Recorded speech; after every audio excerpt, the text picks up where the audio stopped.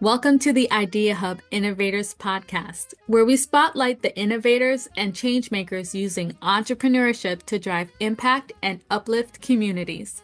I'm your host, Dr. Letitia Vickery, an educator, researcher, and business strategist passionate about helping entrepreneurs turn vision into reality. In this episode, I'm joined by Paul Williams, a dynamic CEO, multi-business owner, tech strategist, and national community leader. As the force behind Absolutely Trophies Incorporated and GI Integrated Computer Solutions, Paul has built businesses that serve everyone, from major institutions to local communities. But his influence doesn't stop there. He's also the founder of the Inner City Handball Association, a Hall of Fame athlete, and a nationally recognized mentor and nonprofit leader. Tune in to hear how Paul turned his passions into thriving businesses and how he's using his success to open doors for the next generation of entrepreneurs and athletes.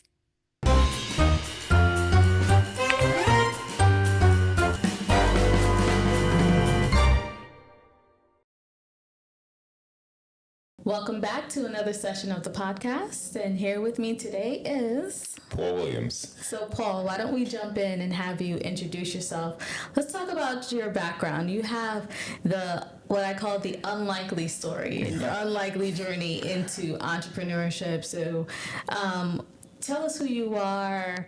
Walk us through the journey of getting to the company that you have now. Okay, well, I'm CEO of Absolutely Trophies. That's my primary business right now. We're a brick and mortar custom awards store in Bayside Queens. And, we do awards for every occasion, whether it's academic, professional, athletic, or just for fun. And we're more than just a trophy store because we do plaques and we do crystal, we do dedication plaques, we do sports apparel, we do promotional products. So I always tell people we are more than a trophy store. And, what we like to do is take the ordinary and make it extraordinary. So I've been in business for 12 years. And my background, I have a bachelor's in computer science from Hunter College. I have a associate's degree in physics. That's from Kingsborough College, and never thought I'd be in the trophy business. My background has always been technology. I, have a consulting company called GI Integrated Computer Solutions. I always was working for someone else, either as a project manager or a manager of their business, whether it was in retail or whether it was in software development. I've had a pretty good career of getting into all industries, but it always ended up into management. So I always had that comfort zone instead of always being, saying, okay, I have to work for myself and be in charge of everything. I always had the comfort zone working for someone else and then just doing my business on the side. Pretty much in, 2009, though, I had a change of events where I was working as a project manager for Local 3. I was in charge of street lighting for Manhattan and Staten Island. And nice cushion job with Local 3. And I worked there for 6 years and everything was going really well until the recession of 2009. And when the recession hit, unfortunately, since most people in the union were there for many more years than I was, I was one of the ones that was put on furlough or let go until the industry came back up. Because I was 50 years old at the time, it was difficult to get a job because most employers felt that because of my experience that first of all, once the recession was over, I wouldn't be working for them. And then the other part felt that, okay, I would get in for an interview, but they thought I was a lot younger. And then when I got there and they realized, wait a minute, you're older than we thought. And which is illegal to then discriminate. But then again, they were, you're going to be close to retirement. So that's not really a good fit for us. So I couldn't get a job in small retail places. So I ended up, luckily I had an affiliation with a trophy store that because through my nonprofit, I founded a nonprofit called Inner City Handball Association 33 years ago. And that's a youth athletic organization that educates, mentors, and serves young people through the sport of handball. And it was started out as a hobby for me, but ended up taking a large part of my life. But during that time, because I had to buy trophies, I met this Herb Tereski, who was he was in the Hall of Fame for basketball for the Nets. And since he was in the Nets, it was he felt that he gave a donation to my nonprofit, and that's how we met. And so he said, well, we can do trophies for you too. And I was like, okay, it sounds like a good deal. So for 15 years we did trophies together, and he wanted to retire at the same time when the recession hit, because I guess the industry was changing, and he felt that business was recession proof. But he thought that maybe since I was younger, that maybe I would, younger than him, he was like 20 years older than I was. Okay. And so he felt that maybe I should think about the business, and I said, absolutely not. I was just like, my life is technology, computers. I'm not going into the trophy business. But then after 2 years of being unemployed, I started thinking a little differently. Right. Because he was still in business, he was still making money, and I was still doing some of the handball stuff because the nonprofit was still thriving. And I said, you know what? Either I had a choice of moving out of New York and doing project management, maybe in Georgia or somewhere down south, or I really didn't know what to do in New York. But I reached out to two of my major donors and told them I was thinking of leaving. And they were like, well, why? You can't, because of your nonprofit. And I said, well, I have no choice. Nonprofit wasn't paying any money. I designed it as not something to provide me income, but just something to provide community service. And so with that, I wasn't getting paid from the nonprofit. But they understood, because they were businessmen, they wanted me to stay in New York, and they gave large donations to my group. They were like, well, what do you need? And I said, well, if I decide to buy this business, I've been unemployed. I need cash, capital. The seller, he was willing to give me a deal, but I still needed some money to get the business up and going. So they said, well, how much do you need? I wrote them a proposal, and they gave me the money, 2 years, no interest, and for me to stay in New York. And 12 years later, I'm still in New York. So it worked out. It worked out. They had faith in me, and they wanted me to stay in New York, and it worked out well. I had a lot of confidence in myself that I could make it work, even though family and friends thought I was crazy.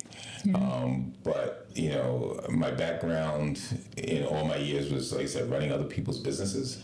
And so for me to take on a business, I knew I just would have to work harder at it in the beginning, but I would ultimately get to a point where I wouldn't have to work as hard. Yeah. And it would have, at least I would not be at the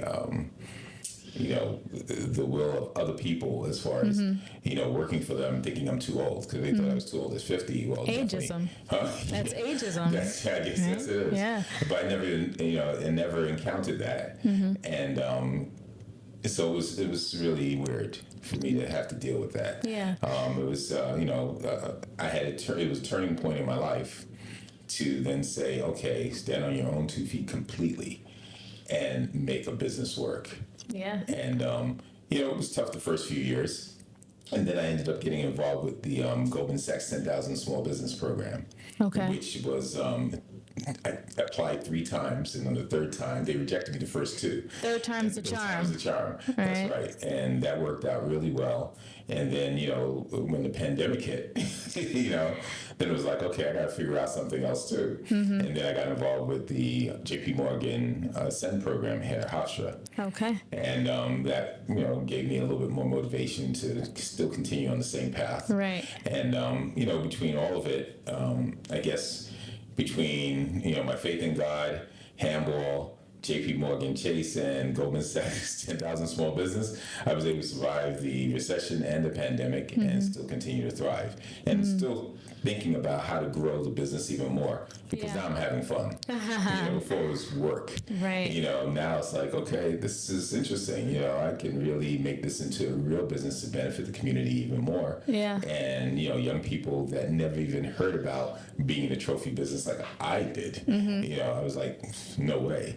Right. But after I was able to get into it, I realized it's a niche business. Right. And the opportunity to be in business, especially for people of color, is very rare. And I Right. had that opportunity.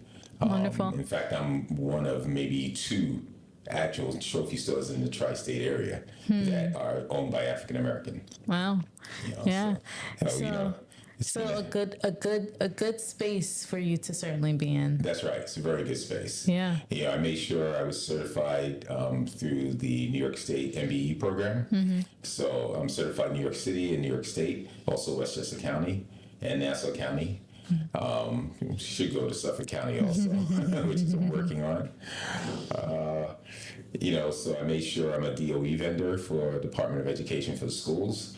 So I deal with a lot of schools, and that's also based on my contacts with the Handball Association. Again, handball's always been a saving grace for me since the time I was 10. Yeah. And So let's get into that then, right? You've had so many pivots and so many interesting transitions, right? And, one thing that was remarkable that you said is, at this stage of your life, having to figure out how to start a new business from scratch and stand in your own in terms of that business area. Now, but you've had that experience, right? Without even sort of realizing that's what you had been doing all along through your handball association. And so I love how your heart and your passion for the community and providing a pathway for giving back to the community and creating community service out of something that you love doing got you into this space of being an entrepreneur in the first place without you even thinking about it. So let's go back to that journey. Let's talk about a little bit of the impact that your handball organization has had, how you got that started, and then we'll continue from there. Well, handball has always been a sort of passion. I mean, just to stay out of trouble. When growing up in Bed-Stuy, Brooklyn, the only thing that my parents would allow us to do, because my older brother played handball, was to allow me to play handball with him because I had to stay with him. He didn't like it, but he allowed it. I was able to get the opportunity at about age 15, where a local handball player saw that I had talent enough to not just play handball on the streets, but to play handball in the clubs. And I was like, handball in the club, a lot of the young people didn't know about it. But for over 60 years before, I was born, they had a handball association, a National Handball Association, United States Handball Association, that was now currently based in Tucson, Arizona. But also they have a Hall of Fame that's there. So there's actually a Handball Hall of Fame. Wow. And I didn't know any of that at age 15. And here it is, 50 years later, a lot of young people still don't know about that. And they offered scholarships to handball players. In those days, they had colleges that had probably like good 30 colleges that had handball scholarships to those schools. Wow. Or partial, not necessarily a full scholarship, but a partial scholarship and then work study so you can be able to graduate. And these are schools like University of Berkeley, Penn State had handball. You had Lake Forest College in Illinois, Texas A&M. Well-known schools. Well-known schools that had handball programs. And I didn't know anything about that. But I was fortunate enough because I went to Brooklyn Tech, in Brooklyn Tech High School in Brooklyn. And, I was a pretty smart kid, I thought, at the time. And so I took advantage of maybe an opportunity that came across. So, I joined the Brooklyn Union Temple, which was a Jewish sports club that's still there in Brooklyn. And in those days, they had teams, and so with the teams, I was part of a league. And the league ended up being a YMCA, and all the private clubs played together. But that's four-wall handball compared to outdoor one-wall handball. So, four was always considered sort of like the elitist group. But it had all the contacts. It had all the businessmen. It had all the professional people in every industry, but they were entrepreneurs that realized that they loved handball so much they didn't want to work full-time jobs where they worked 7 days a week. They wanted to go to tournaments, which was usually on the weekends. And so they sort of instilled that in you. So I made sure I had jobs. That's why I went into computer technology that, would allow me to be able to do what I needed to do to play handball still and still earn a living. So by the time, and I was sponsored to a few tournaments as a teen with a few other teams. So by the time I became 30, I decided, why not benefit more young people than just the handful of young people that I was part of that I sponsored? So that's when I joined the National Association in Arizona. I was the only black member on their board, which was tough getting me in, but a few people pushed for me to get into there. Wow. And I became their vice president for 6 years. So I was on that board for 15 years. In Tucson, Arizona. Okay, it's culture shock for everyone. Yourself included. That's right. But they were very supportive about the things I was doing and the things I was doing in New York, and they helped me to form the Inner City Handball Association, which became a separate entity because of politics in the handball world. And basically, once I started, it was just supposed to be a hobby. Most people thought it was going to last 2 years, maybe 5 at the most. 33 years later, it was something because of the fact that, handball is a competitive sport. And I think that's what gives me the resilience to be able to do the things I do, because, you learn the lessons of winning and losing. Right. You can play, any sport gives you that. And for handball, that was a sport for me. And that's why I teach young people that, you will win, you will lose. But you have to, when you lose, you learn something from it.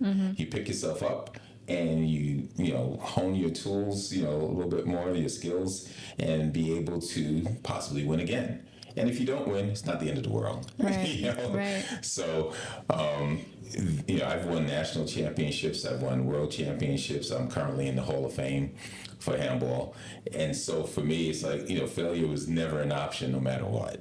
So when you go through that path for many years, and then you have something like a recession, and then you have something like a pandemic, you say to yourself, well, to me, since I was older and I don't play in open championships anymore, to me this was like a real big tournament that I had to figure out how to get through. Okay. So I just looked at everything just like another competition. Yeah. And I'm competing with the rest of the world to be able to have a retirement that, I could possibly enjoy towards the end of my life. And so this was just another way to just say, okay, Paul, dig in, figure it out. And thanks to the education I've gotten throughout my life, as well as, I said Goldman Sachs and JP Morgan, those programs helped me to say, okay, the things that I was missing because I was working for someone else, and even though, like you said, I developed all the tools, I knew what tools I had, but I didn't really put it all together. They helped me have a toolbox and take all the things I learned and make those are the tools I put in the toolbox, and then be able to take them out when I needed to be able to build my own business. Right. Yeah. So, I always knew I was sitting in the presence of greatness, but now I'm in the presence of a Hall of Famer. Such wonderful lessons coming out of these transitions in the way that you've been able to leverage your community impact into business impact as well. So along the way, all of the things that you've learned in this journey, what would you say to up-and-coming entrepreneurs? What kinds of tips and advice would you give to them to help save some of the bumps in the road that you've experienced? Well, first off, which may be a little corny, because I'm an old guy, but, your character is really important. Because of the character I had and the integrity that people thought I had because of what I did from a young person competing and knowing me, that's what made it possible for people to give me the capital that I needed, even though banks would not give me the capital.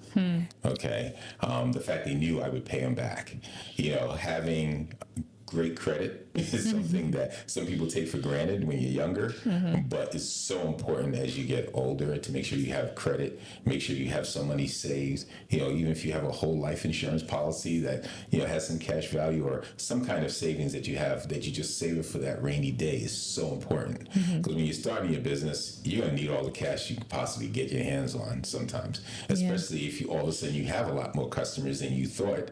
Now you have to be able to buy materials. You have to be able to support those customers. You have to build the capacity to be able to service organizations. Right. So, jumping in, I just jumped in because I knew the previous owner. He did have 3 kids. He had, wife and 3 kids. He bought them all homes. He sent them all through college. I said to myself, well, I should be able to do something with this. Right. And so I knew the possibility was there. I just had to really apply myself. So you have to have really confidence in yourself, especially when you're working on your own. Because it can be a little lonely. Right. It's good if you have supportive family and friends, but sometimes you don't. That's not the case, because a lot of people who have regular 9-to-5 jobs, they have a different mentality. They won't take the risk of worrying about they have to pay the bills or payroll for employees and materials and rent that's other than their home rent. Right. They're worried about their family, their immediate family, and taking care of those issues, which is very important. But if you have a business, you have the possibility of having, growth in services you could provide for the community, services you could provide for yourself and your family, and just building up future possible wealth. Right. Now, for those entrepreneurs who are considering the possibility of purchasing another company, another business as a way to expand their services, or maybe getting to a different market or a different industry, what are some guidelines you have for them? Yours came about serendipitously, right? Yeah. But there are still some steps you had to follow in that transition. And also, I'm looking to expand also. So in those steps, especially if the business is existing, you really want to know the financials of the existing company. And, you want to look, have an accountant help you through that step. You have an accountant and have a lawyer. Those are 2 important things, even though a lot of people say, oh, I don't want to deal with accountants and lawyers. And sometimes I feel that way also. But they're very important if you're in business, because you cannot look through everything yourself. You can read, you understand, but there's so much jargon in there and things that people slip in that you may not notice, and a professional will notice.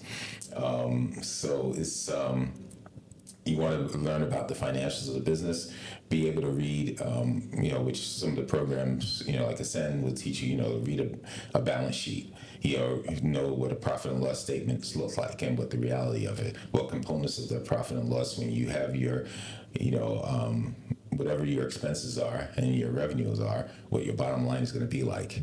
Learning your financials is really important. Right. When you're looking into another business.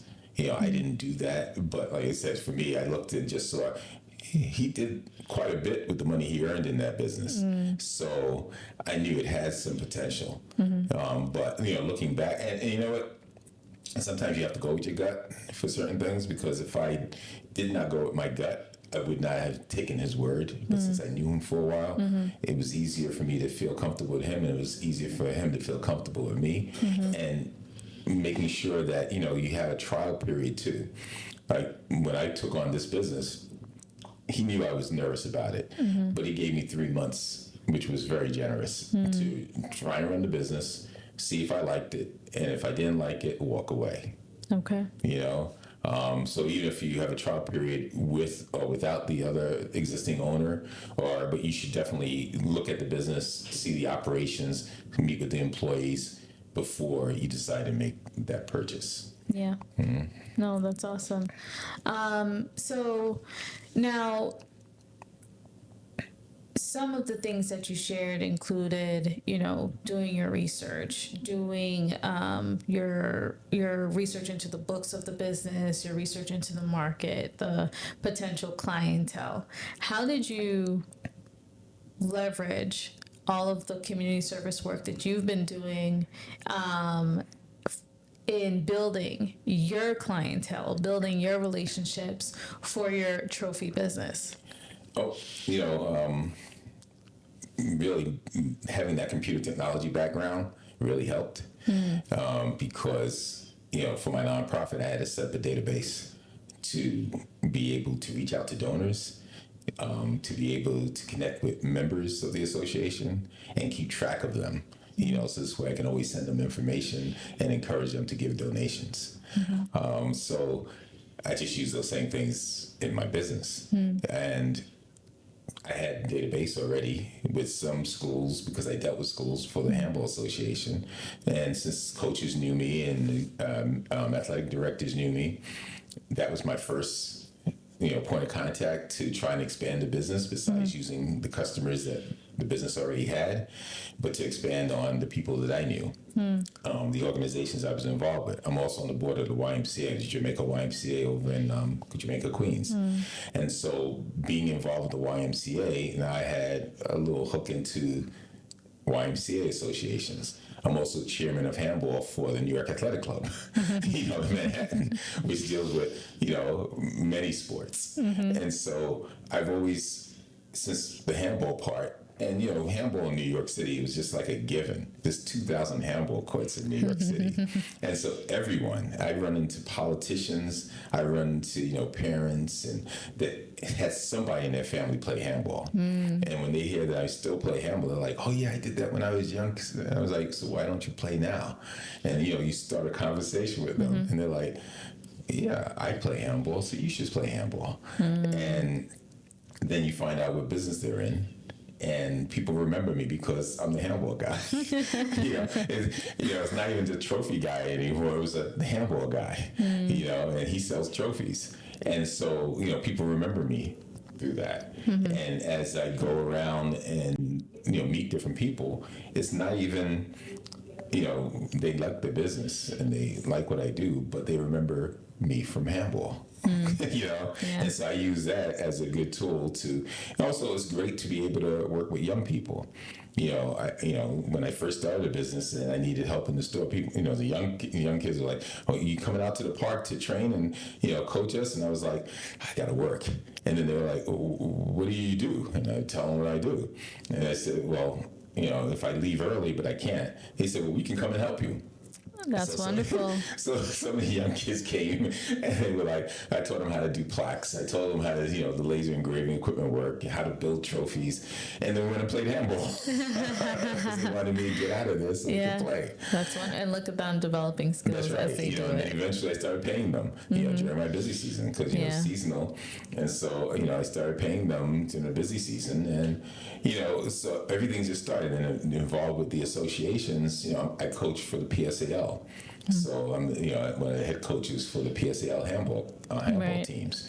So all the kids there know me. And the strange part, you're doing it for so long, you don't realize the relationships that you really make. But then since I had the trophy business, some of these kids now will come and now they're adults and they'll work for the police department. They work for banks. They work in insurance. And they'll say, Paul, we need to get recognition awards. We need to get awards for our staff. Can you help us? You'd rather go with you than go with somebody else because you helped us when we were kids. Right. So the least we could do is, we can buy products from you. Right. And I felt, I was like, really, wow, that was amazing. Because I wasn't even trying to get business through them. But they just came and figured out themselves. Yeah, those relationships continue on even beyond what you could have imagined. That's right. So that's what I said, just, honesty, integrity, if you have character, then things will start automatically coming to you. Because people want to work with people they can trust. There's so many trophy stores out there that they could do business with. There's so many things that they could purchase online. But then sometimes you don't get the customer service that you would because you don't know them, they don't know you, and they're like, okay, you're just a figure. But if they know you in some capacity and they know other people and they were referred to you, I make sure to try and do my best to always make sure, provide excellent service, excellent products at an excellent price, and teach my staff to do the same thing. Yeah. And for our viewers on YouTube, these are the beautiful trophies positioned around us, and some examples of Paul's wonderful work for his clients. Now, I want to jump into another piece of your background and how this helped you to transform this trophy business that you are currently running. You've had all this technological experience that you've brought along with you, right? How did you leverage that experience in order to make the current business more efficient? Well, the business didn't really have technology other than one computer, and I knew technology was growing in this industry.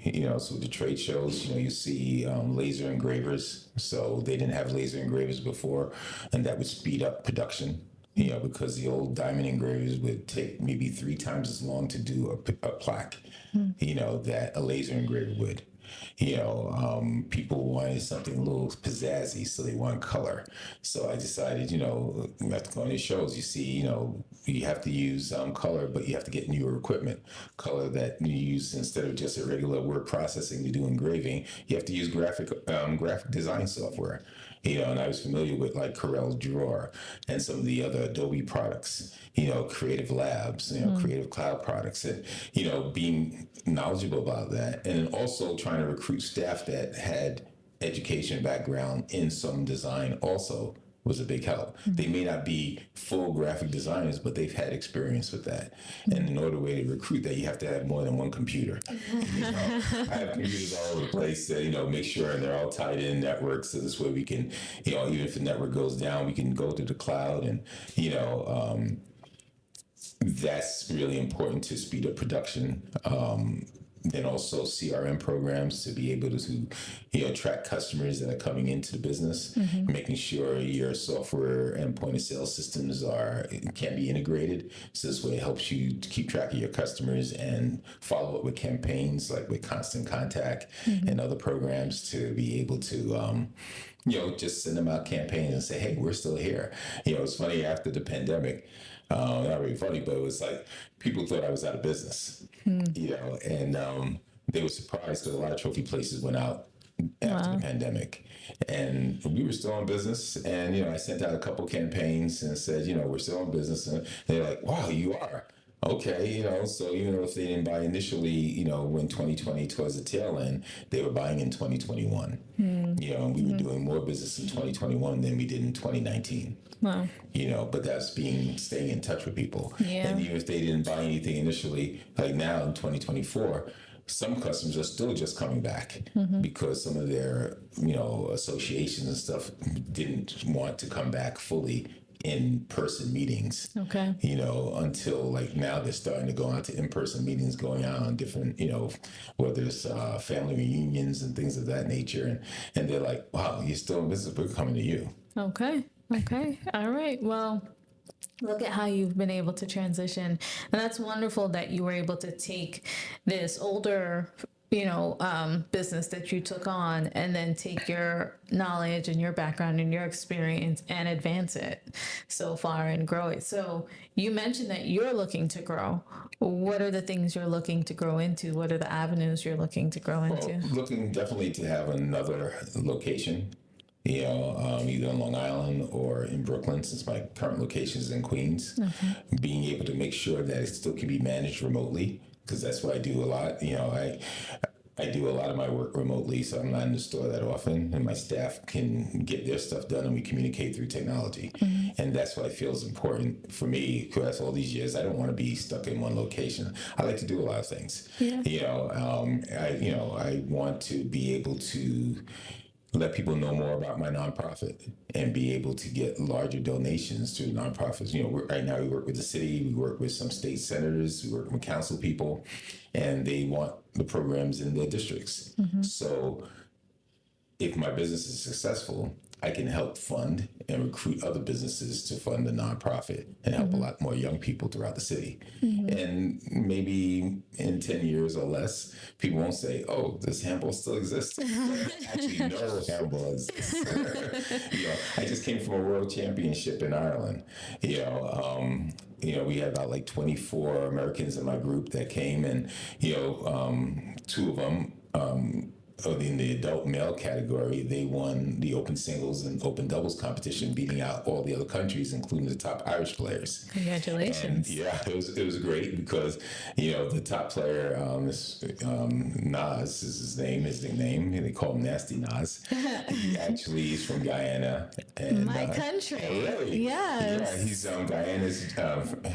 Guyanese and Jamaican. Okay, all right. So he's the first one to ever win a championship, a world championship that happens every 3 years. That's amazing. And he's from the Caribbean, so it was great. And he's from Brooklyn, which is even better. Right. And his partner is Taiwan Cook, who's from Brooklyn also. Okay. So it's a good African American team that did well in Ireland. That's amazing. And then That's we had some younger people that won, the girls' championships and the young boys' championship, 19 and under, which was good.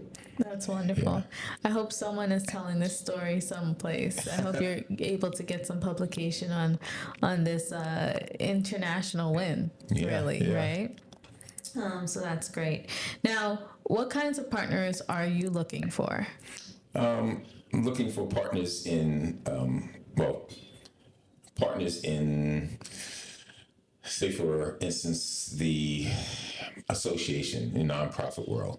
HR resources, people are head administrators in human resources, because, those are the ones that, you get the big corporations that'll get plenty of awards that they give out. Besides awards, they'll use promotional products, and those will help my business grow. Nonprofit associations, I like working with nonprofits because since I've been around for a long time, they like to ask me questions about how to build their nonprofits and donor bases.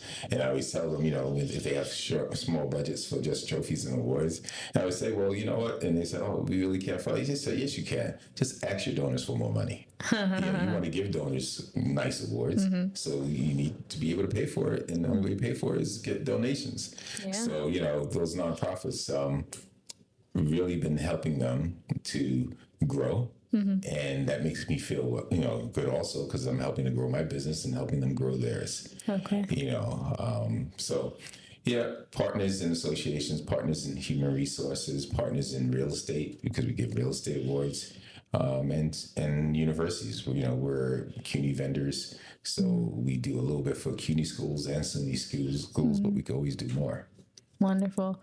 And so when all is said and done, what kind of legacy do you want to leave behind? Just that, Absolute Trophies was a good organization that provided great products, but helped communities, did community service. We didn't just take the money and run. We like to put the money back in to society. And, try and train young people to, make a better life for themselves, or let them realize that there are other avenues that they could be part of. And whether they're in the avenue of trophy building or in graphic design, it all ties into it and it all becomes artistic, at some point, instead of using technology to, make your art evolve. That's wonderful. And personally, I just want to be able to retire a nice house by the water. And play handball as long as I can. I was playing handball with a person. He was 87 years old in North Carolina, and he knew me 40 years ago. Wow! And he was like, "Wow, you're still here." And I was like, "Yeah, you're still here." And we played handball, and it was fun. And just to be able to be healthy and have a healthy lifestyle, till the end is a wonderful thing. And that's why I just really want to be healthy and happy. Awesome. And so where can people find and how can people find out more about Absolute Trophies? How can they connect with you, whether it's for Absolute Trophies or handball or both, right? Let's tap into both. Okay. So we have a website. It's absolutelyketrophies.com. So that's, you can always contact us. It's 24 hours. Email is on there. Absolutelyketrophies.com, is the business for the trophy business. And the nonprofit is Inner City Handball Association, which is ICHA.org. And we're a 501(c) nonprofit. So we're looking for donations. And, like I said, we educate, mentor, and serve young people through the sport of handball. And, helping both companies help the communities. All right. Well, thank you so much, Paul, for this conversation Thank and you. for sharing your knowledge with our listeners. We certainly hope and wish more success for both of your companies. Your Absolute Trophy company and your handball organization, and the continued impact that you'll be doing in the community. Well, thank you for having me.